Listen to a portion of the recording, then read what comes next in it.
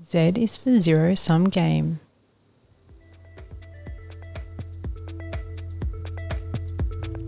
Hi, I'm Beck from Be Free Emotional Fitness Training, and I support women and girls to become emotionally stronger.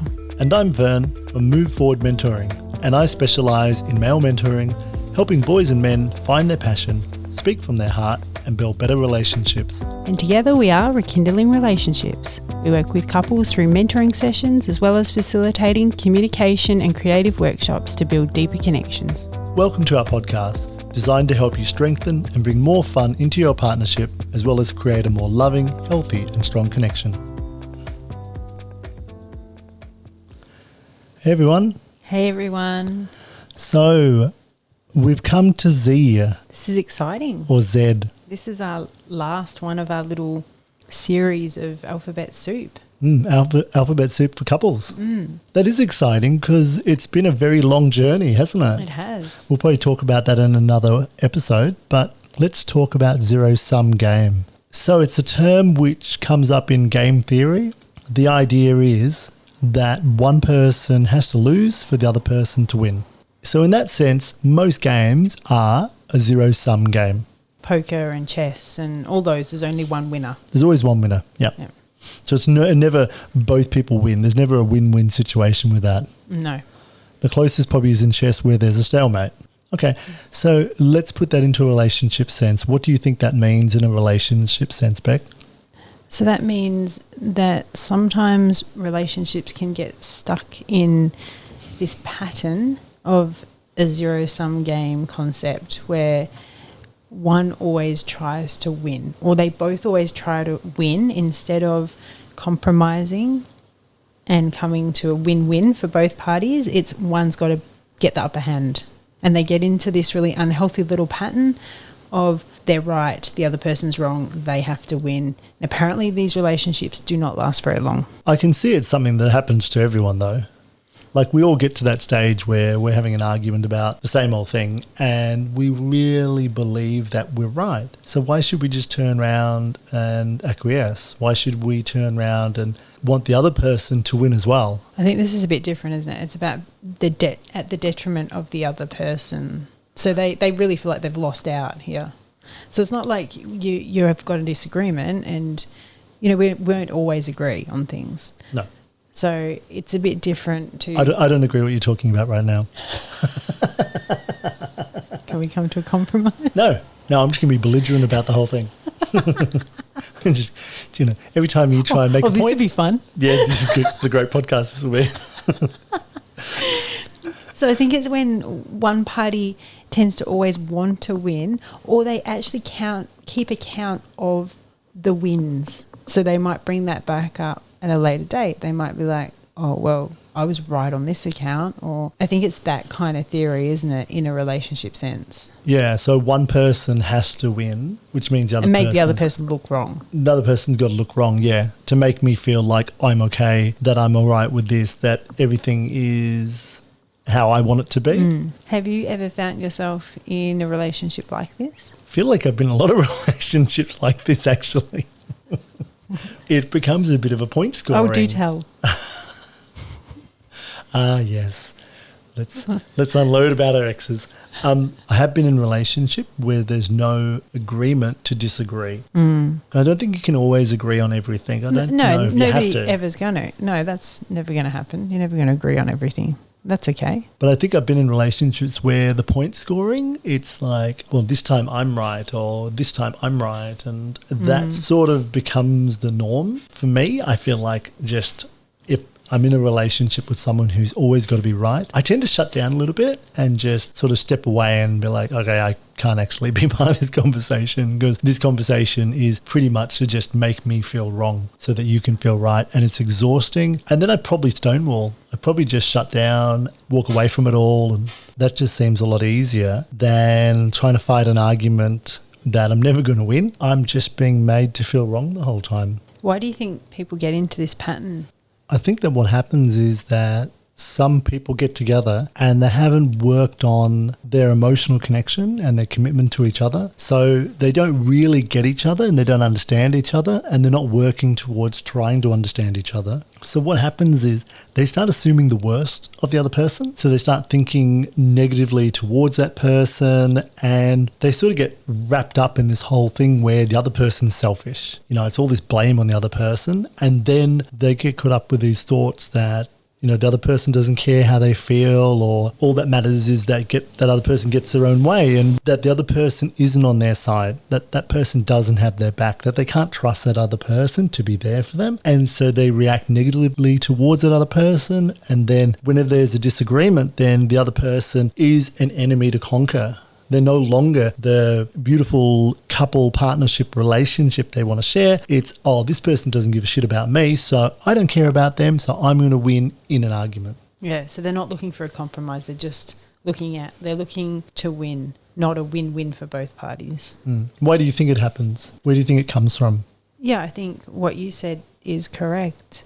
And I think it's when people feel the need to be right all the time, or they're quite competitive, or they're holding some kind of grudge, so they've got to keep score. Maybe it is a bit of emotional immaturity. You've got to look right all the time, when really in reality, does it matter? You don't have to be right. No, don't have to be right. That doesn't actually make the partnership go well together, does it? No, and it's not taking ownership maybe too. Just because you might feel a certain way or have an opinion doesn't mean it's necessarily right. Do you think some of this might have stemmed from our parents? Watching them have arguments, or like example set? Yeah, like an example set. I mean, yeah, absolutely. Do we get taught how to communicate well in a relationship? Or have conflict in a healthy way, like we've talked about in previous podcasts, haven't we, about conflict? And that's probably very much true, that some people have never seen healthy conflict. And healthy conflict is that not one is right and the other's made to seem wrong. It is that you can come to a compromise, or you're okay with the other person's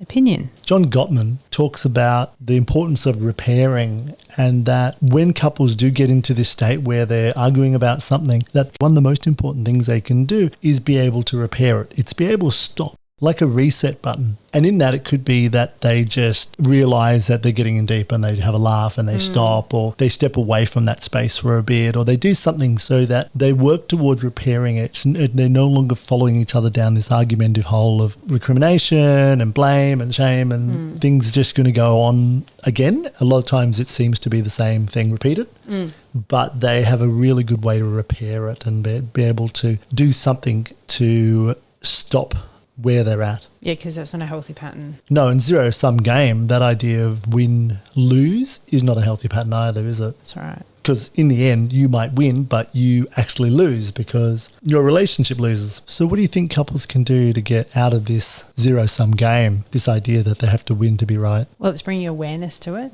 Because I'm guessing if you're hearing this, you might be going, oh, maybe that's what me and my partner does. And it's become a very unhealthy pattern of confrontation. So bringing awareness to it, talking to your partner, but not blaming, not saying you do this, because again, it's not going to end well. But if you say, look, I don't think this is healthy for our relationship, this is very detrimental, it's destructive, how can we work on this together? So it's about bringing awareness, I think, to the fact that it might be happening in your relationship, and looking for win-win situations. So looking for a compromise instead of I'm right, you're wrong. So instead of thinking that, and it might be changing a thought pattern a bit, isn't it? It's changing your thought pattern to I'm right, you're wrong, to what would be a really nice compromise where we both win-win. Yeah, I can see that.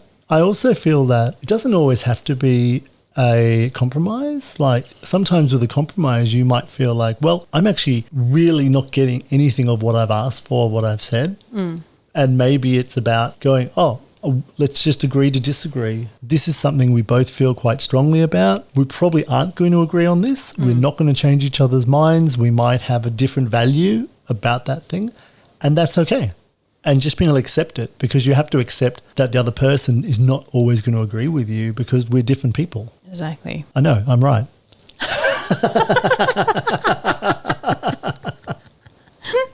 I'm glad you can see that.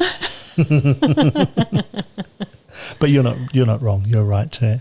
Oh, thanks. We're both it's right. like a win-win. It's such a win-win. It's not, and sometimes if you've got in this kind of cycle, it's not always easy to go, oh, okay, you don't agree with me. That's okay. We'll just let that be, you know. It is because, you know, you really want to, when you want to convince them. Of course you want to convince them, right? It's probably easier said than done, isn't it? Yeah, and maybe it's the bringing mindfulness, like you said, bringing awareness to the fact that, oh yeah, we're having that same argument again, and we're pretty sure we know where it's going to go. Like, I think that's awareness. It's actually rather than getting caught up in the emotion of the argument and I've got to win this one this time, it's actually, oh, hang on a second, we've been on this roundabout, haven't we? That's right. And what happened last time? Oh, yeah, we didn't agree and we went to our separate corner, licked our wounds, didn't talk to each other for the rest of the night, felt awful, you know, made up the next day, blah, blah, blah, blah, blah. You know, it's just this same running story. And when you bring awareness to it and go, oh, okay, so... Let's stop doing this toxic cycle. Yeah. Yeah. I think we came up with a good idea the other week because we had pretty big Barney, I'd say. It was a big argument. Had our fill of having children around our feet. We had a lot of pressures on. We had a lot of pressures. We had a lot of stuff going on and had a big argument and it happened in the bedroom. And then the next day we went for a walk across to a park and sat on a park bench and it was like, oh, this is where we should be having these discussions. We shouldn't be having these discussions in our bedroom where we sleep, where we hold each other, where it's a loving space. If we're going to argue, and also, we don't know if the kids can hear us. If we're going to discuss stuff and we're like... conflict, we're going to have conflict. If we know there's stuff come up, that for us to actually walk across, and we haven't done this yet, so... Yeah, well, thank goodness we haven't had an argument since then. But that idea, and I think I really like it, it's that idea of going, okay, so something's come up for us, let's walk across to the park, sit on the bench, and then talk about it there. It gives us time to process it as we walk. It's in a different space. We're not having that argument near where the children are or near where we sleep and hang out. It's actually taking the argument away from the house. And that way, I think it would actually mean that we'd probably... rather than argue and get heated, there's time for it to sort of sit and move it around first. I think that's better. And I think it just leaves a heavy, energetic space in your room, doesn't it? Yeah, because you come back because you're in there and then you got to sleep in there and that's hard. So, I think that works going out of the house. So back to zero-sum game. If you are feeling like you're arguing a lot and it's not getting anywhere and is about you feeling wrong, or you're feeling like you're making the other person wrong, then it might be a time to have a conversation outside of that argument space. Yes, before you're in that space. Before you're in that space and say, hey, look, this is what's going on for me. I feel like we're just arguing and we're making each other wrong. And I want for both of us to feel good. I want us both to feel right. I want to see if we can work this out in a different way. And it's conflict, turning it into healthy conflict, not unhealthy, toxic conflict. That just erodes away the relationship, because if you're constantly bickering and nagging and sniping at each other, that's exhausting. And we were talking about this yesterday, that if you've got a problem in your relationship, then that affects everything. If you've got a problem with work and you can still come home to a good relationship, then you can actually deal with that problem at work much easier because you feel like you're supported. Yes, when your relationship is doing well, everything is that little bit easier. Yeah, so hopefully this alphabet soup for couples, which we've just put together, the A to Z of relating, goes towards helping you work on that relationship and feel more comfortable in it. Or even if you're single and you're looking to get into a relationship, this might give you a few tips on ways to make that easier. I hope you enjoy listening to it. Yeah, thanks so much for being on our journey. So keep listening and join us next episode for more rekindling relationships. Thanks for listening. Please subscribe and follow us. And check out our website at rekindlingrelationships.com. Bye for now. See ya.